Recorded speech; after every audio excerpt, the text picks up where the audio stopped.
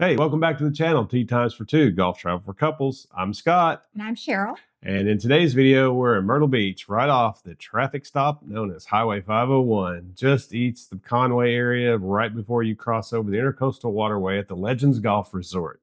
And we're going to rate and review the Moorland course, so stay tuned.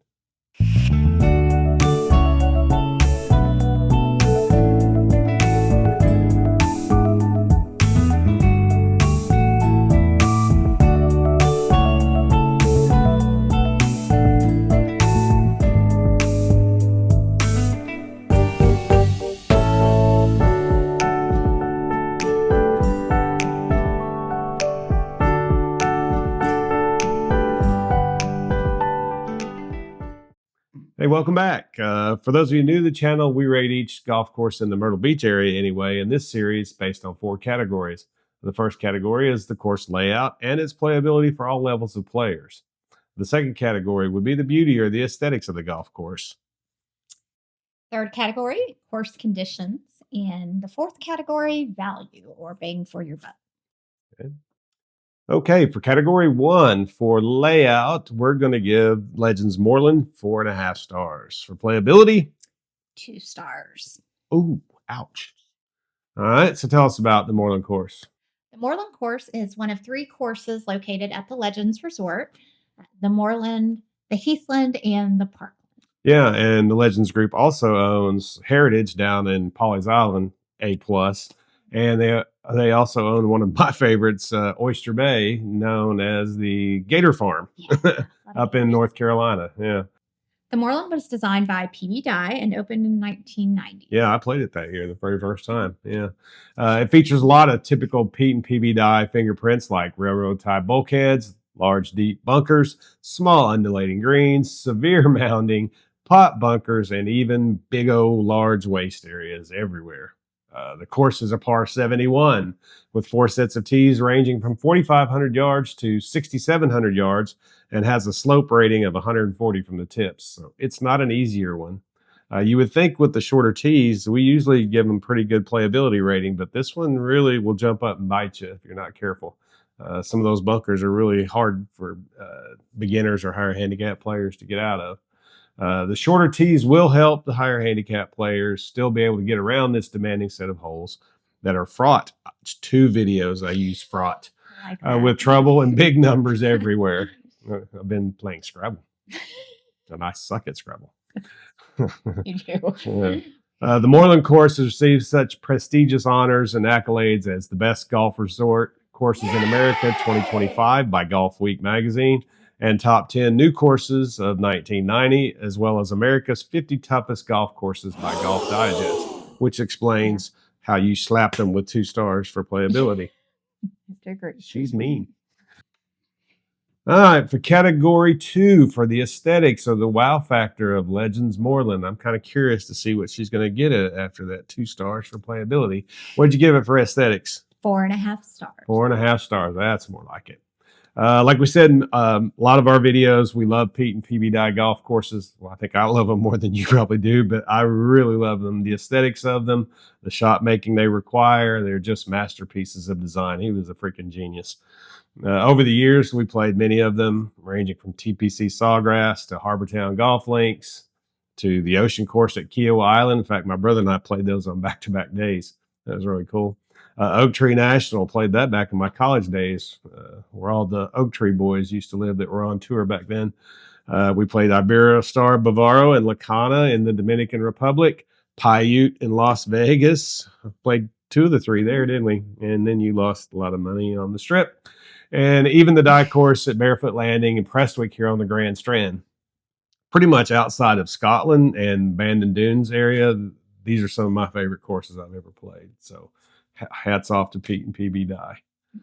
What do you like about the Dye courses? Well, like I've said before, I love the way the Dyes make you play every club in your bag, and they make you shape shots in both directions, even on the same hole. So yeah, which is kind of tricky. It is tricky. Are you pretty good at that? No comment.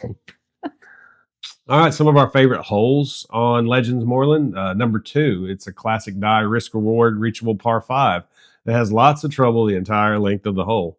The hole has a split fairway, which is really cool, with a pond left of the fairway and the green.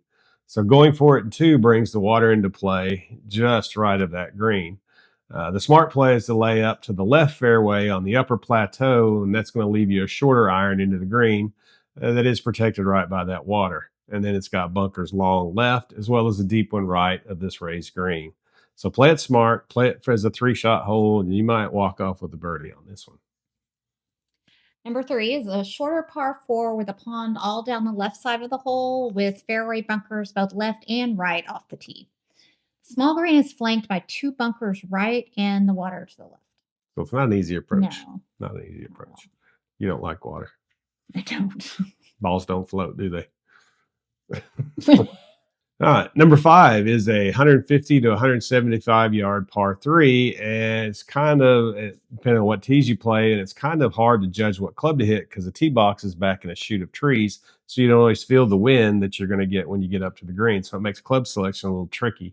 And then the green is small, kidney shaped, and it's flanked the entire hole by this large waste area that's on the right, and you got forest on both sides. So it really protected from the wind until the ball gets up in the air because you're hitting a short iron in there and really can wreak havoc. And then the green really drops off on all sides, making up and downs really difficult on this one. So make sure you hit this green. Number 6 is a short dogleg right par 5 that's really reachable by most players. Even old jokers like me can reach this one. Well, you know, I still got it in me. I can still launch it out there. The corner left is protected by a large waste area, and it's got a small pond there, so cutting the corner is really risky. The right side of the landing area is flanked by 2 large bunkers, so he makes you step up there and hit a golf shot. The approach into the green must avoid a pond left and large mounds and 2 bunkers on the bailout side on the right. So a terrific risk and reward hole for those of you who really like par 5s that are reachable. Number 7 is a long par 3. Would you say it's long? It's long. How long is it? It's really long. Really long. Okay. A long par 3 stretching out to over 240 yards with a pond lurking just a few paces off the green on the left, played to a green that has severe slopes to it. So a 3 is like making a birdie on this hole. Well, you try to tell me that all the time. Yeah. Anytime you make a par, that's a birdie. That's right. Yeah. Once you found out what a handicap system was. All right. Number 8 is a really short par 4 that takes a hard left turn about 230 yards out. So you might want to lay up off the tee there and leave yourself a full wedge or a short iron into the hole. It's not worth it hitting driver. It doesn't help you any, and it just brings trouble into play. The right side of the hole is protected by woods and then a large waste area and a couple of bunkers thrown in for fun. The left side features mounds and a couple of bunkers, so cutting the corner has risks just like hole number 7 does. The green is really small. This is a recording and elevated, making it hard to hit and hard to hold.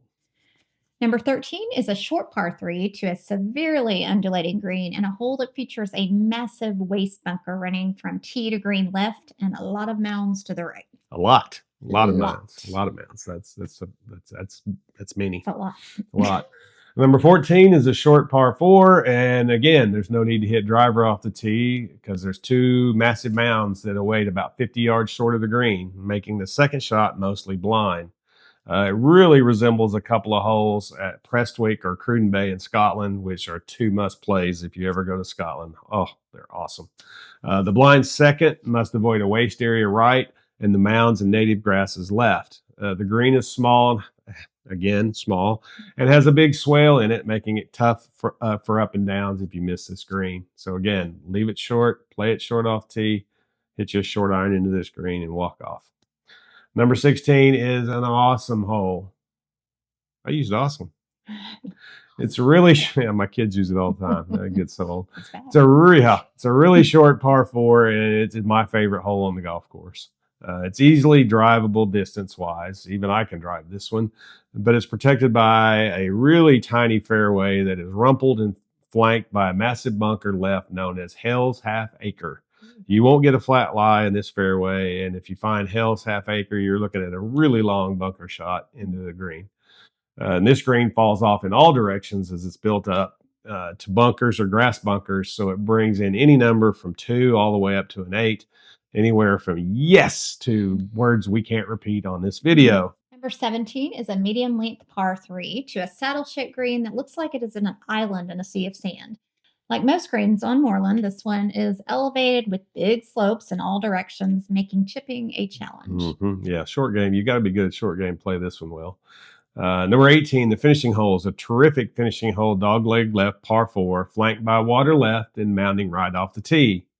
The second shot can be semi-blind if you hit your tee shot too far right to avoid the water. So if you bail out right over there in that wide area he gives you, then you don't have a view of the green. It's another way Pete and PB Dive mess with your mind here. You think you're playing it safe out here, but it makes your second shot tough.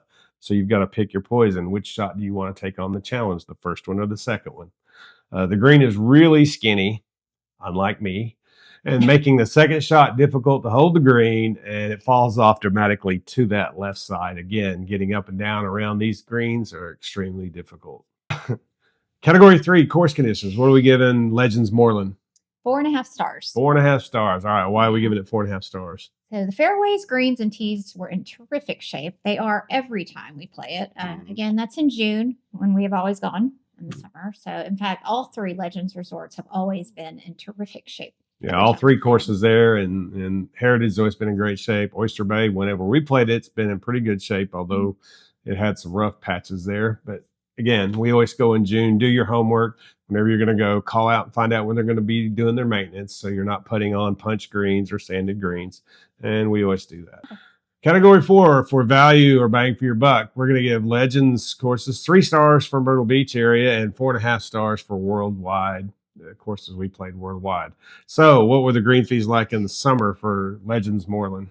Green fees in summer midweek can run you anywhere from $85 to $105. Yeah, but there's many packages that you can get. In fact, through the Legend courses, you can get packages through Myrtle Beach Golf Trail, which all the Legend courses are a part of. And then there's various travel groups where you can get a deal if you play the Legends courses. Every time we got to play it, we got terrific replay rates and made a 36-hole day of it. So in fact, you can even get a replay at the other courses if you want to make that drive to Heritage down in Pawleys or Oyster Bay up in Calabash. You can get the replay rate there as well. Always for us, it's included free range balls at an amazing practice facility they have there. And you get a hot dog or sandwich. You get a ticket for lunch and a beer as part of your green fees. So there you go.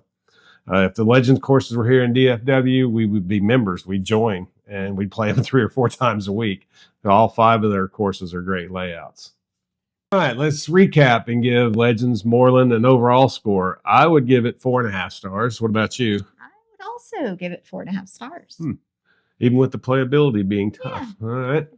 My parents, my son, and Cheryl and I have always enjoyed our rounds, not only in the Moorland, but the Heathland and Parkland also.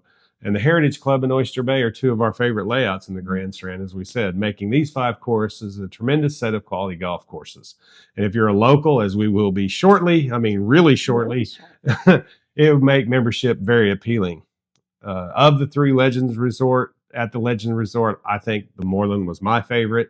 I just love the layout and the aesthetics, and it's really a challenge, more of a challenge than the other 2, I think. But my son liked Parkland the best. So I guess it's just what you like aesthetically, whether you like the PB Dye style course or the Heathland with the grasses and Dan Maples course or the Parkland. Well, it just depends what you like. As always, remember, if you like this video, please hit like and subscribe below. That way we can keep providing videos like this to couples like you who love to travel and play golf.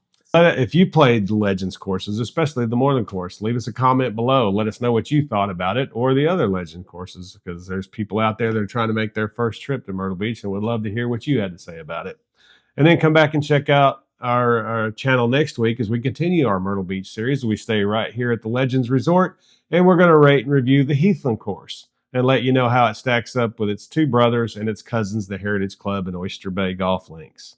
And then check out our other videos in the Myrtle Beach series and others on the channel from places like Bandon Dunes, Cabo San Lucas. No, I was going to say I just did Phoenix, Scottsdale, where Cheryl went for a ride on a golf cart. Islands all over the Caribbean, like the Dominican Republic, the Bahamas, Curacao. We've been all over the place there. Louisville, Kentucky, the Derby's coming up. If you go into the Derby, we can give you some good advice of golf courses to play there. And then Viva Las Vegas. Yeah, and other places around the golfing world. So hopefully we're going to see you on the first tee someday.